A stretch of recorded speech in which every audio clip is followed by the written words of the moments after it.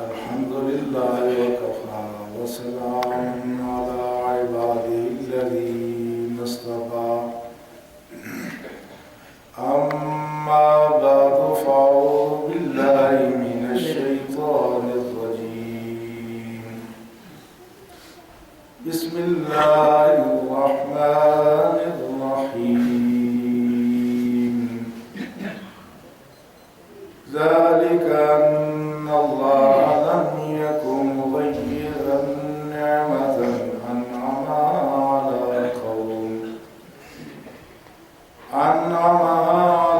قوم حتى يغيروا ما بأنفسهم سبحان الله. آمنت صدق الله مولانا العظيم وبلغنا رسوله النبي الكريم الأمين. قال الله تبارك وتعالى في شان حبيبه الكريم إن الله وملائكته يصلون على النبي يا أيها الذين آمنوا صلوا عليه وسلموا تسليما. اللهم صل على سيدنا ومولانا محمد وعلى آله وأصحابه أجمعين.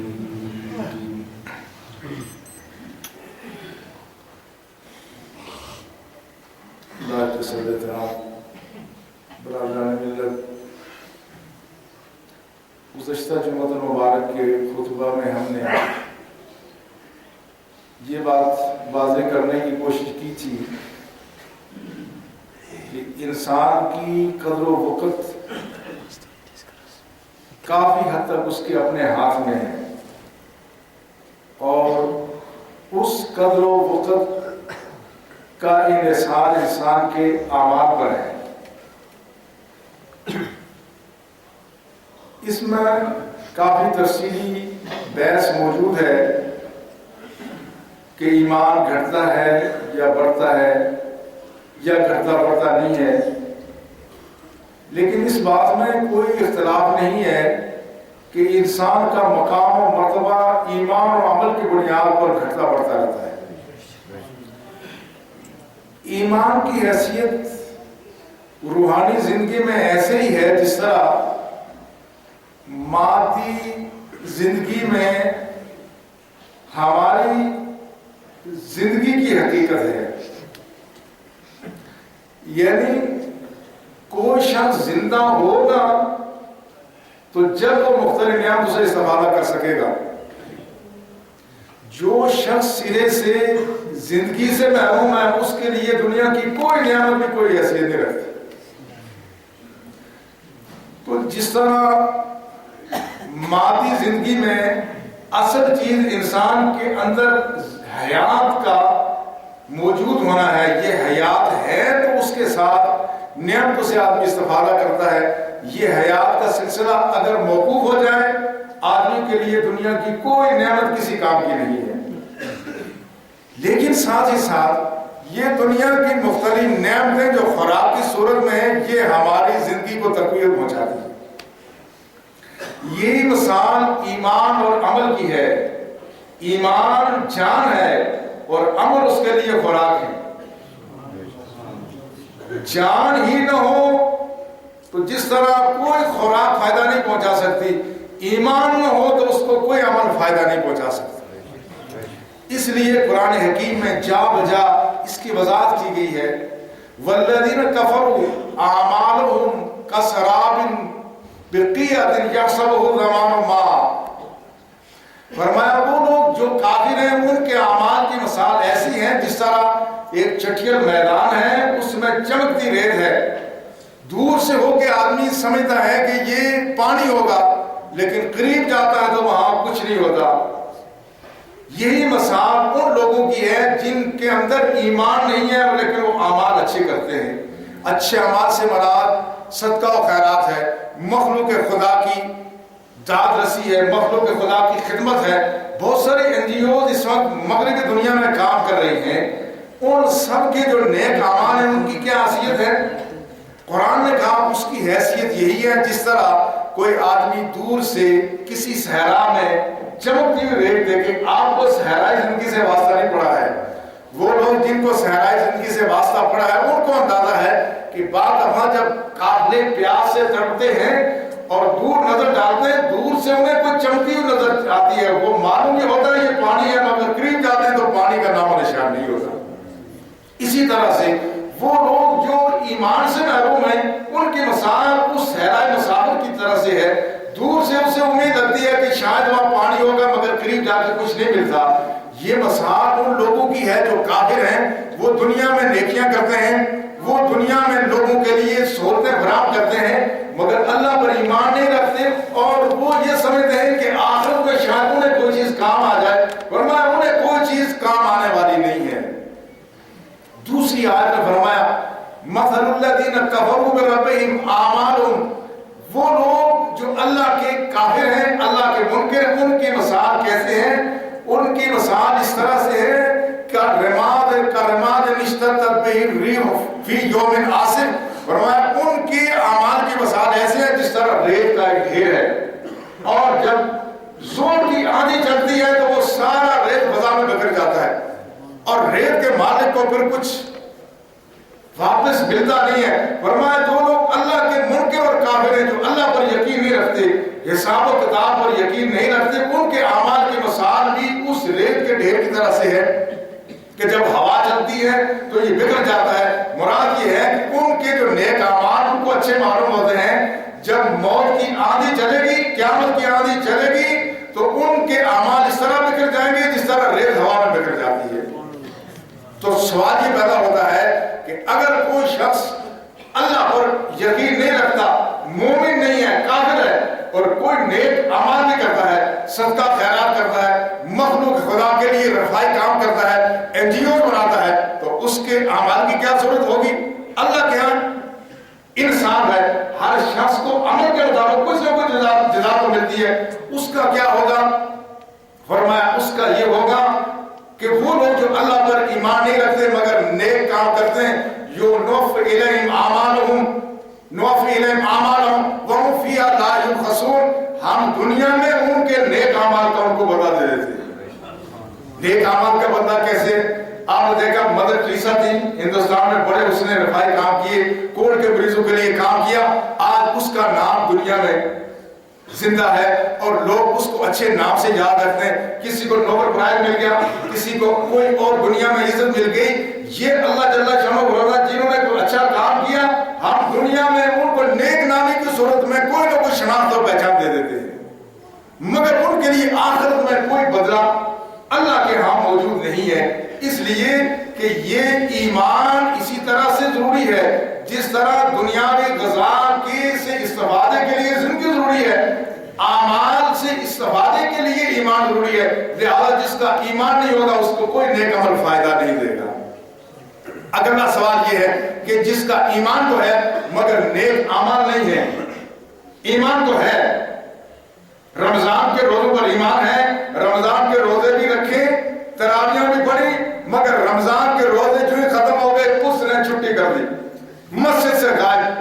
پہلے نوافل بھی ادا کرتا تھا، قرآن کی تلاوت بھی کرتا تھا، اب مسجد کی طرف رخ نہیں کرتا. اس کا کیا ہوگا؟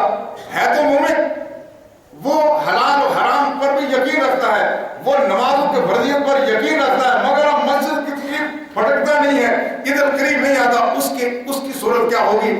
اس کی صورت اسی شخص کی طرح سے ہوگی کہ جو شخص زندہ ضرور ہے مگر وہ مطلوبہ خوراک حاصل نہیں کرتا. ایک شخص جو زندہ ضرور ہے مگر مطلوبہ خوراک، جو میں نے آپ کو 6-7 قسم کی خوراک کا شاید رمضان میں ذکر کیا تھا کہ اس میں کیا کیا چیزیں ضروری ہیں. اس میں حیاتین بھی ضروری ہیں، اس میں فیٹ ضروری ہے، چربی بھی ضروری ہے، پروٹین ضروری ہے، منرل ضروری ہے، پانی ضروری ہے. یہ ساری چیزیں جو ہمارے اس وجود کے لیے ضروری ہیں، جو آدمی ہر طرح کی خوراک لیتا ہے اس کا چہرہ دور سے ہو کے معلوم ہوتا ہے کہ یہ کوئی صحت مند انسان ہے. ہمارے ہاں جب کلاس میں ہم طالب علموں پہ نظر ڈالتے ہیں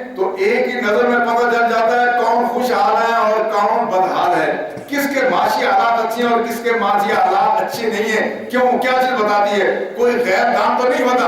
ان کے چہرے بتاتے ہیں جن کے گھر میں کھانے کے لیے اچھے کہ جس سے گھر دانے اس سے کملے بھی سیانے.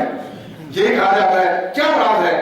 یہ جن کو کھانے کو اچھا ملتا ہے، یہ الگ بات ہے. ممکن ہے کل اس کو شوگر کا پرابلم ہو جائے، کل اس کو ہارٹ کا پرابلم ہو جائے، الگ بات ہے. مگر جس بچے کو ابتدا سے ہی اچھی خوراک ملی ہے، اس کا چہرہ بتاتا ہے کہ یہ کسی اچھے کھاتے پیتے گھرانے کا ہے. اور جس بیچارے کو خوراک مطلوبہ مقدار میں نہیں ملی، نہ کاربوہائیڈریٹ پورے ملے، نہ اس کو منرل ملے، نہ فیٹ ملے اور نہ اس کو پروٹین ملی، اس کے چہرے میں وہ چمک نہیں ہوتی جو عام انسانوں کے جو کھاتے پیتے گھرانوں سے عام اصول ہے. اس کے خلاف بھی ہو سکتا ہے.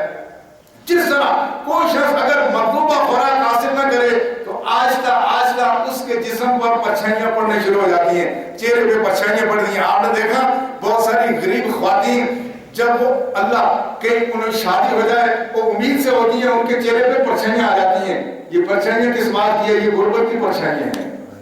یہ غربت کی پرچھائیاں ہوتی ہیں جس کی وجہ سے اس خاتون، اس نوجوان لڑکی کے جس کے جسم میں اب ایک اور انسان پڑ رہا ہے مگر اس کو مطلوبہ خوراک نہیں مل رہی ہے، اس کو وہ خوراک نہیں مل رہی ہے جو دو وجودوں کے لیے کافی ہونی چاہیے. لہذا آپ اپنے اڑوس پڑوس میں دیکھیں گے غریب کی بچی بعض دفعہ جوان ہونے سے پہلے بوڑھی ہونا شروع ہو جاتی ہے.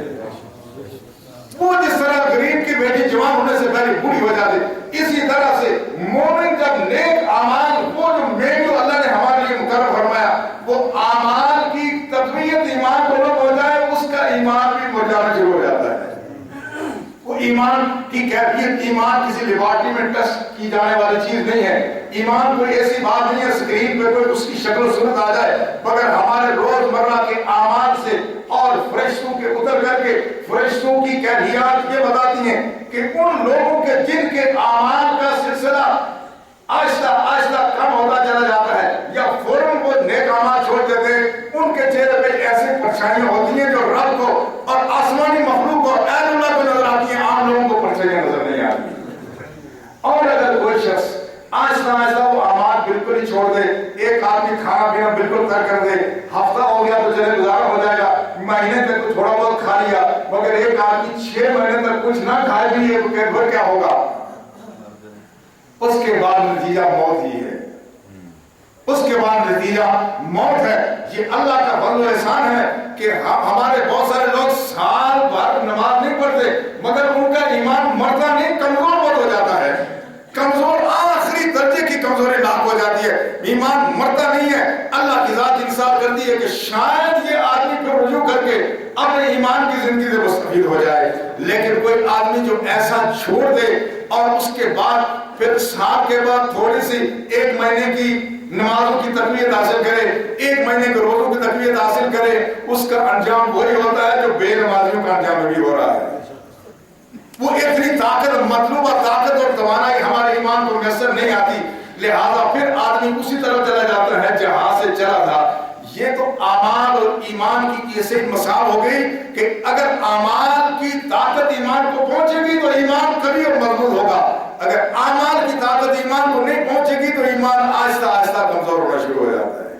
پھر ایک ایسا مرحلہ آتا ہے، آدمی جس طرح جسمانی طور پر مر جاتا ہے اسی طرح سے روحانی طور پر مر جاتا ہے. اسی کے لیے اللہ جل شانہ نے فرمایا انک لا تسمع الموتى، اے حبیب صلی اللہ علیہ وسلم آپ مردوں کو نہیں سنا سکتے. بعض لوگ اس سے یہ ثابت کرتے ہیں کہ جو قبر میں لوگ ہیں وہ نہیں سنتے. یہ بات بالکل غلط ہے. اس سے قبروں کے مردے مراد نہیں ہے. اگر قبر کے مردے سنتے نہیں ہیں تو جو حدیث میں آتا ہے کہ جب قبر پہ جاؤ تو کیا کہو؟ السلام علیکم یا آل القبور، اے قبر والوں تم پر سلام ہو. اگر وہ سنتے نہیں تو سلام کس کو دیتے ہیں؟ حالانکہ شرعی مسئلہ یہ ہے کوئی آدمی سویا ہو تو اس کو سلام نہ کہو، اس لیے کہ وہ جو جواب دینے کی استعداد نہیں رکھتا، وہ سماعت کی قوت نہیں رکھتا. جو آدمی سماعت کی قوت نہ رکھے اس کو سلام دینا شرعاً درست نہیں ہے. لہذا جو قبروں میں مردے ہیں ان کو تو ہم کہتے ہیں السلام علیکم یا آل القبور، اے قبروں والوں تم سلامتی ہو، تم چلے گئے ہم تمہارے پیچھے آنے والے ہیں. لیکن وہ شخص جو روحانی طور پر مر جائے اس کے لیے اللہ نے فرمایا انک لا تسمع الموتى ولا يسمع الصم الدعاء اذا ولوا مدبرین. یہ جو بہرے ہیں کانوں کے، یہ نہیں کہ ان کے کان نہیں سنتے، ہدایت کی بات نہیں سنتے، ورنہ انک لا تسمع الموتى، ان دل کے جو مردہ لوگ ہیں ان کو آپ نہیں سنا سکتے۔ یہ دل کی کیفیت، جب دل مردہ ہونے شروع ہو جاتے ہیں تو جس طرح خوراک کا تعلق ایمان سے ہے، انفرادی طور پر جب لوگ مرنا شروع ہو جائے، انفرادی طور پر جب لوگ مرنا شروع ہو جائیں، اس موت کا تعلق ہمارے اس عالم ناسوت سے ہے، اس موت کا تعلق ہمارے اس عالم بالا سے ہے، اس موت کا تعلق ہمارے یونیورس سے ہے، اس جہان سے افراد کا تعلق ہے۔ افراد اگر روحانی طور پر مرنا شروع ہو جائیں، اس کے نتیجے میں اس جہان میں تبدیلیاں رونما ہونے شروع ہو جاتی ہیں۔ جس طرح کسی بستی میں اگر کوئی قید پڑ جائے، اگر وہ بستی میں لوگ سارے مر جائیں تو وہ بستی ویران ہو جاتی ہے، اسی طرح سے جب بندوں میں لوگ آہستہ آہستہ روحانی طور پہ مرنا شروع ہو جائیں تو آپ خود ہی اندازہ کریں، جب کوئی آدمی روحانی طور پر جہاں بستیاں خالی ہو جائیں وہاں اس شہر کو باقی رکھنے کا کوئی جواز ہوتا ہے؟ جہاں پوری بستی میں کسی دکان سے کوئی سودا لینے والا ہے نہیں، کیا وہاں پر آپ کو سودا ملے گا؟ کیا کوئی کاروباری شخص وہاں آ کر کے کوئی تاجر وہاں انویسٹمنٹ کرے گا؟ وہ کہتا ہے یہاں ہے کوئی نہیں تو کس کے لیے دکانداری کریں، کس کے لیے سبزی کی دکان لگائیں، کس کے لیے یہاں گوشت فراہم کریں، کس کے لیے ہم یہاں پھل اور دوسری اجناس فراہم کریں، چونکہ یہ لوگ یہاں یہ سارے مردہ ہیں۔ اسی طرح اللہ جل شانہ بھی جب دیکھتے ہیں کہ لوگ مردہ ہو چکے ہیں تو قیامت کا جواب بھی یہی بات بنے گی۔ جب لوگ مردہ ہو جائیں گے تو پھر قیامت کا جواب بھی یہی بات ہے۔ لیکن اس سے پہلے جس طرح ہم بیمار ہوتے ہیں تو بیمار ہونے کے بعد فوراً آدمی کو بخار آ گیا، یہ بخار کس بات کی علامت ہے؟ یہ بخار اس بات کی علامت ہے کہ آدمی کو اب آرام کر لینا چاہیے، جسم میں خرابی پیدا ہو گئی ہے۔ اور جب کوئی درد شروع ہو جائے، جب شدید درد شروع ہوتا ہے، ہم سمجھتے ہیں یہ درد پریشانی کا باعث ہے، حالانکہ درد پریشانی کا باعث نہیں ہے، یہ انڈیکیشن ہے، یہ تنبیہ ہے کہ تمہارے جسم میں کوئی خرابی پیدا ہوگی، اس کا علاج کرو۔ یہ اس بات کی علامت ہے۔ اللہ جل شانہ بندوں کو ان کے جسمانی موت سے بچانے کے لیے بخار میں مبتلا کر دیتے ہیں، اور جسمانی موت سے بچانے کے لیے درد میں مبتلا کرتے ہیں۔ ہمیں جب درد ہوتا ہے تو نہ چار پھر ڈاکٹری طرف رجوع کرتے ہیں۔ خدا نہ خواستہ اگر درد نہ ہو تو بے شمار بیماریاں ایسے ہیں جو ہارٹ اٹیک لوگوں کو ہوتا ہے، جن کو اچانک ہو جاتا ہے وہ تو موت کی نیند سے ہو جاتے ہیں، مگر جن کو پہلے سے انجینا ہوتا ہے، جہاں شدید درد ہوتا ہے، پھر کیا کرتے ہیں؟ ڈاکٹری طرف رجوع کرتے ہیں، پھر زندگی کے امکانات بڑھ جاتے ہیں۔ یہ اللہ جل شانہ نے جس طرح جسمانی طور پر ہمیں بچانے کے لیے درد رکھا ہے، پریشانی رکھی ہے، کرب رکھا ہے، بخار رکھا ہے، تاکہ ہم اپنے علاج کی فکر کریں، اسی طرح سے اللہ جل شانہ بندوں کو تکلیف میں مبتلا کر لیتے ہیں۔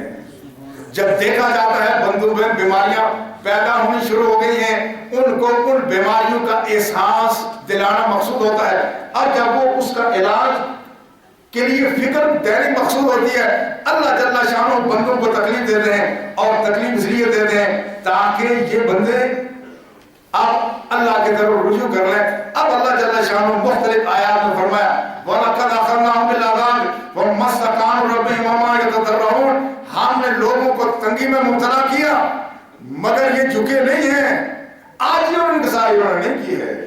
کوئی تکلیف رونما ہو جائے تو اس وقت آج ہی انکساری کریں، توبہ استغفار کرے۔ کسی شخص کو اگر بیماری لاحق ہو، کوئی شخص اگر بخار میں مبتلا ہو جائے، انجینا کا شکار ہو جائے، تو وہ دوڑ لگائے گا یا اسپتال کی طرف جائے گا؟ دوڑ لگائے گا تو موت کی نیند سو جائے گا۔ اس کو فوراً چاہیے ہسپتال کا رخ کرے، وہ علاج دریافت کرے کہ اب اس درد کا درمان کیا ہے، اس کا علاج دریافت کرے۔ لیکن ہوتا یہ ہے کہ عام طور پہ فرمایا لوگوں کو جب اللہ عذاب میں مبتلا کرتا ہے، مختلف قوموں کو اللہ نے عذاب میں مبتلا کیا تاکہ وہ اس سے عبرت حاصل کریں، مگر انہوں نے عبرت حاصل نہیں کی ہے۔ فرعون کی قوم کا ذکر ہے، وَأَرْسَلْنَا عَلَيْهِمُ الطُّوفَانَ وَالْجَرَادَ وَالْقُمَّلَ وَالضَّفَادِعَ وَالدَّمَ آیَاتٍ مُفَصَّلَاتٍ، ورنہ ہم نے ویرانیوں کو ہلاک کرنے سے پہلے کچھ اشارے دے دیے۔ بڑی ہلاکت سے پہلے اللہ نے اشارہ دی، وہ کیا تھا؟ ارسلنا علیہم طوفان، ہم کسی قوم کو ہلاک کرنا چاہیں جس طرح فرعونیوں پر، یہ ایک فنامنا ہے، یہ قانون قدرت ہے، اللہ کسی قوم کی برائیوں پر اس کو تنبیہ کرنا چاہتا ہے تو اس کو سیلاب کے ذریعے سے جھنجھوڑتا ہے۔ آپ نے دیکھا پاکستان میں آزاد کشمیر میں بھی سیلاب آئے اور اس کے بعد زلزلے بھی آئے، اس کا مقصد کیا تھا؟ ہمیں جھنجھوڑنا مقصود تھا۔ آج اللہ جھنجھوڑ رہا ہے کہ لوگ کسی طرح سے راہ راست پہ آ جائیں، اپنے درد کا درمان تلاش کریں، اپنی بیماری کا علاج تلاش کریں، جس طرح فرعون پر عذاب آیا والجرادہ، اور اس میں ٹڈی دل آئے، یہ ٹڈی دل آئے جنہوں نے وہاں ان کے جتنے فصل تھے ان کو چاٹنا شروع کر دیا، ان کی معیشت کو کمزور کرنا شروع کر دیا، اور فرمایا والقملا، اور اس میں جوئیں آ گئیں۔ کمل کے دو معنی فصلیں لکھیں، ایک تو جوئیں ہیں اور دوسرا اس سے مراد وہ آٹے کے گھونے، وہ دانے کے گھونے جو کسی دانے کو لگ کر کے اس کو خراب کر دیتے۔ معاشی طور پر وہ قوم کمزور ہونا شروع ہو جاتی ہے، اور وقت دفاع لیا، پھر یہ ہوتا تھا کہ وہ جو کچھ اٹھا دے اس میں مینٹ کے نکلتی تھی، مینٹ کے نکلتی وردما، اور اس میں خون آتا، برتنوں میں پانی رکھتے تو خون آتا، اور دوسرا اس کا ایک اور پہلو میں یہ بیان کیا گیا، مفسرین نے لکھا کہ ان کے ناک اور منہ سے خون جاری ہو جاتا تھا، ناک اور منہ سے خون جاری ہو جاتا تھا، مگر اب ہونا کیا چاہیے تھے کہ وہ توبہ استغفار کریں، فاستغفروا وکانوا قوما مجرمین، انہوں نے اس عذاب پر بجائے اس کے وہ عادی انکساری کرتے انہوں نے سینے تاڑ لیے، فاستغفروا، انہوں نے تکبر کیا، انہوں نے کہا یہ تو ہوتا رہتا ہے، اس سے پہلے بھی ایسا ہوتا رہا، کہا وہ مجرم قوم سے۔ اب جب کوئی قوم اس طرف چلی جائے تو پھر اس کے لیے ایک بڑا عذاب اللہ اس پر مسلط کرتی ہے۔ آج ہمارے اوپر جو ڈینگی کا عذاب ہے، یہ ڈینگی سمجھتے ہیں نا، یہ ڈینگی کس کے لیے؟ یہ ڈینگو کے لیے ہے۔ جب قوم ڈینگی ہو جائے اس کے لیے ڈینگی آتا ہے، ڈینگی قوم کے لیے اللہ ڈینگی اس لیے لاتا ہے تاکہ یہ سمجھ بوجھ سے کام لیں اور یہ اپنے رویے تبدیل کریں، اور یہ ڈینگی بھی وہی کام کرتا ہے جو وہاں تو ان کے ناک سے خون جاری ہوتا تھا، اب یہ ڈینگی کا کام بھی یہ ہے، یہ ڈینگی کا دو طرح کا اس سے بخار آتا ہے، ایک سادہ ڈینگی بخار ہے اور دوسرا خونی ڈینگی بخار ہے۔ یہ ڈینگی بھی یہ ہوتی ہے جب مچھر یہ کاٹ لیتا ہے، اس کی مادہ کاٹتی ہے، یہ مادہ جب انسان کو کاٹتی ہے اس کے بعد 2 سے 5 دن کے درمیان وہ خون جاری ہونا شروع ہو جاتا ہے، بعد دفعہ منہ سے خون جاری ہوتا ہے، بعد دفعہ ناک سے خون جاری ہوتا ہے۔ مگر اس بات کا کو ذہن میں رکھنا چاہیے، ہماری حکومت بھی اس کے لیے کوشش کر رہی ہے، لوگوں کو باقاعدہ اس میں اویئرنیس دے رہی ہے، لوگوں کو معلومات فراہم کر رہی ہے، اور یہ بھی آپ کو پتا ہونا چاہیے کہ یہ جو ڈینگی ہے یہ بیماری ایسی نہیں ہے کہ جس سے کوئی کسی آدمی کو، یہ متعدی مرض نہیں ہے، خدا نہ خواستہ اگر کوئی ڈینگی میں مبتلا ہو جائے تو اس کو اس کا بستر الگ نہیں کرنا چاہیے۔ اس ڈینگی کے اگر کوئی ایک بھی بیمار ہو جائے تو وہ مچھر آ کے اس شخص کو کاٹے گا، اس شخص کے خون سے وہ وائرس لے کر کے یہ دوسرے شخص کے خون میں منتقل کرتا ہے، لہذا اس شخص سے بھاگنے کے بجائے ان مچھروں سے بچنے کی کوشش کریں، اور اس کے لیے ضروری ہے کہ اپنے قرب و جوار میں جو گندگی تھی، اب رسول اللہ صلی اللہ علیہ وسلم نے فرمایا نا الطہور شطر الایمان، پاکیزگی تو ایمان کا ایک حصہ ہے، اگر ہم پہلے ہی پاک صاف ہوتے تو یہ ڈینگی کا یہ خطرہ اور کم ہو جاتا، لیکن اگر پہلے نہیں ہو تو اب تو ہونا ہی پڑے گا۔ جس نے ڈینگی سے بچنا ہے اس نے اپنے گھر بار کو صاف رکھنا ہے، ماحول کو صاف رکھنا، صرف گھر کی بات نہیں ہے، ہمارے ہاں یہ بڑی خامی ہے کہ ہم اپنا گھر تو صاف رکھتے ہیں مگر اپنے سڑک خراب کر لیتے ہیں۔ جس طرح آپ دیکھیں اکثر یہ ہوتا ہے گھر بڑے صاف ستھرے اجلے ہیں مگر باہر گندگی، نالے میں اتنی گندگی ہے، نالی میں گندگی ہے، سب پار ہمارے روڈ پر گندگی ہے، یہ ڈینگی ہماری اصلاح کے لیے آیا ہے۔ اب گھر کی سوائے، ڈرائنگ روم کی سوائے کام نہیں دے گی، آپ نے ماحول کو بھی صاف رکھنا ہے، نہیں رکھیں گے تو ڈینگی کے لیے کوئی باؤنڈری وال نہیں ہے، یہ وہاں سے جو باہر آپ نے کچرا ڈالا تھا یہ ڈینگی اس میں پلے گا اور حملہ آ کے آپ کے ڈرائنگ روم میں جو پرفیوم ہے جس میں ماشاءاللہ بڑا صاف ستھرا اجلا ہے، یا تو پھر ڈرائنگ روم اور بیڈ روم میں ہی رہیں گے، باہر نکلیں گے تو ڈینگی آپ کو چھوڑے گا نہیں۔ اب کیا کرنا پڑے گا؟ اب معلوم ہوا کیا طہور شطر الایمان کا جو رسول اللہ صلی اللہ علیہ وسلم کا حکم تھا وہ کتنا عام تھا۔ اب آپ نے اپنے گلی کو صاف کرنا ہے، محلے کو صاف کرنا ہے، پورے اس ماحول کو صاف کرنا ہے، اور اگر آپ صاف رکھیں گے تو پھر جا کے آپ آپ اس چیز سے بچ سکیں گے. لہذا پیسے ڈینگی مچھر کا ایک کردار مجھے بڑا پسند آیا. وہ کیا بات ہے, یہ کاٹتا ہے لیکن ٹائم پر کاٹتا ہے. ہماری طرح سے نہیں کہ ہمیشہ کھاتا پیتا رہے. جب انسان کو کوئی کھانے پینے کا ٹائم نہیں, تو گھر سے ابھی ناشتہ کر کے آئے تو بازار میں پہنچے تو چائے پیو. خدا کے بندو ابھی تو پی کے آئے تھے نا, ابھی چائے کا کون سا ٹائم ہے. یار اس ڈینگی مچھر سے کچھ سیکھ لو. یہ ڈینگی مچھر اس کا ٹائم کر رہا ہے, ٹائم سے آگے پیچھے نہیں کاٹتا. یہ صبح 6 بجے سے 9 بجے تک کاٹتا ہے اور شام کو 4 بجے سے 10 بجے اس کے درمیان نہیں کاٹتا. ہم اس مچھر سے بھی گئے گزرے ہیں کہ جو ڈینگی مچھر بھی ٹائم پر کھائے پیے, اور انسانوں کا یہ عالم ہے کہ ہمارے لیے کوئی ٹائم نہیں ہے, جہاں بیٹھ گئے وہاں کھا پی رہے ہیں. اس سے اصلاح کی ضرورت ہے. لہٰذا میں بتانا یہ چاہتا ہوں کہ جس طرح ان اقوام پر عذاب نازل ہوا تھا, فرعون کے قوم پر خون کا عذاب نازل ہوا, یہ ہمارے لیے بھی ڈینگی ایک عذاب ہے.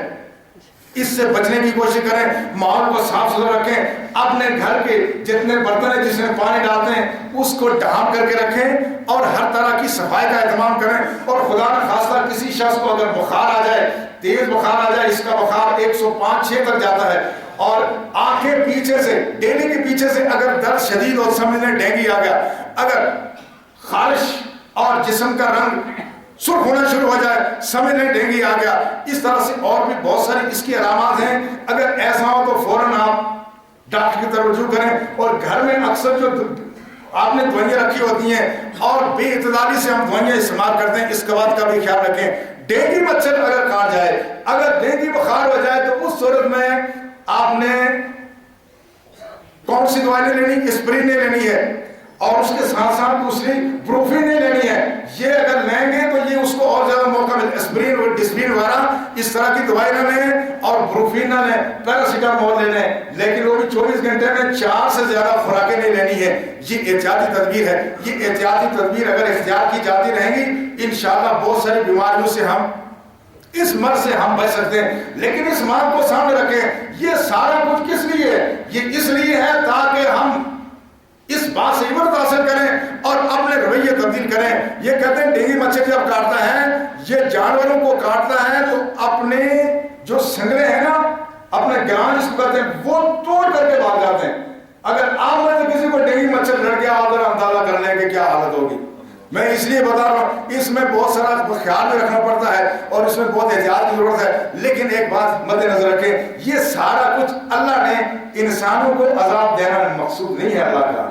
اللہ ہمیں تکلیف میں نہیں ڈالنا چاہتا. یہ ڈینگی مچھر اس بات کی علامت ہے کہ ہم جو ہماری جو ٹیڑھی روش ہے وہ ہم سیدھی کر لیں. یہ سیلاب اس بات کی علامت ہے کہ ہم اپنی روش تبدیل کریں. اگر ہم اپنی روش تبدیل کر لیں گے تو پھر انشاءاللہ یہ ساری بیماریاں دور ہو جائیں گی. اللہ نے بندوں کو ہلاک کرنا اللہ کی مشیت نہیں ہے. وہ بندے جو اس کی مسجدوں کو آباد کیے ہیں, وہ بندے جو اس کی تسبیح و تحلیل بیان کرتے ہیں, اللہ ان بندوں کو ہلاک ہرگز نہیں کرے گا. ہاں, جب ایسے لوگ کم ہو جائیں گے اور اللہ کے نافرمان زیادہ ہو جائیں گے, تو اس کے بعد اس ڈینگی کے پیچھے کہتے ہیں وہ نیبرو سیارہ بھی آ رہا ہے, وہ نیبرو بھی آ رہا ہے, اور وہ بھی کچھ کہتے ہیں دور نہیں ہے. وہ 21 دسمبر 2012 بھی کچھ زیادہ دور نہیں ہے. لوگ اس کے بارے میں پریشان ہیں, مگر وہ پریشانی بھی یقیناً ہونی چاہیے. وہ اس لیے کہ ابھی قیامت کبریٰ کا وقت بازار نہیں معلوم ہوتا. پچھلے جمعے میں لوگوں نے مجھ سے پوچھا بھی تھا, ایک چٹ آئی تھی کہ کیا قیامت کبریٰ آنے والی ہے؟ ہرگز نہیں, قیامت کبریٰ تو نہیں آنے والی, مگر قیامت صغریٰ کبھی آ سکتی ہے. جب ظلم حد سے بڑھ جائے, جب ناانصافی حد سے بڑھ جائے, کم تولنا, کم ناپنا اور گاہکوں کے ساتھ دھوکہ کرنا. یہ شعیب علیہ السلام کی قوم پر تو اسی وجہ سے عذاب آیا تھا. ان قوموں پر جو ایک ایک جرم کی وجہ سے عذاب آیا تھا, وہ سارے جرائم اب مسلمانوں میں بھی پائے جا رہے ہیں, کافروں میں پائے جا رہے ہیں. مسلمان بھی ان چیزوں کا ارتکاب کر رہا ہے, کافر بھی کر رہا ہے. کافر تو اللہ پر یقین نہیں رکھتا, مگر یہ مسلمان یقین رکھنے کے باوجود اس کے کہ اللہ کی توحید پر یقین رکھتا ہے, اس بات پر یقین رکھتا ہے کہ اللہ ہی رزاق ہے, روزی دینے والا اللہ ہے, مگر اپنے کاروبار میں جب تک ڈنڈی نہ مارے اس وقت اس کو چین نہیں ملتا. ایمان تو اللہ پر ہے, ان اللہ هو الرزاق ذو القوة المتین. ہم رمضان میں بھی اور رمضان کے علاوہ بھی جھوم کے قرآن پڑھ رہے ہیں, اللہ ہی روزی رساں ہے. مگر جب ہم اپنے دکان پر بیٹھتے ہیں تو دکان پر اگر یہ یقین ہے کہ اللہ روزی رساں ہے, تو پھر اس گاہک سے جو قیمت دگنی وصول کی جا رہی ہے, یہ پہ کی جا رہی ہے. اگر رزاق وہ ہے تو اس کی جیب کاٹ کر کے اس پہ جو ظلم ڈالا جا رہا ہے, آخر یہ کیوں ہو رہا ہے؟ حالانکہ شعیب علیہ السلام کی قوم جو ظلم کرتی تھی وہ آج کے ظلم سے زیادہ تھا. آج کے ظلم سے زیادہ کیسے تھا؟ قرآن پاک میں کہیں بھی ایسا کوئی ثبوت نہیں موجود کہ شعیب علیہ السلام کی قوم کم تولنے کے ساتھ ساتھ جو چیز دیتی تھی اس میں ملاوٹ کرتی تھی. وہ صرف ایک کام کرتے تھے, کم تولتے تھے, مگر جو دیتے تھے کم تول کے وہ تو صاف ستھرا دیتے تھے. آج صورتحال یہ ہے کہ آج ہمارے ہاں تجارت میں یہ رجحان ہے کہ ہم دیتے بھی کم ہیں اور جو دیتے ہیں اس میں بھی ملاوٹ کر لیتے ہیں.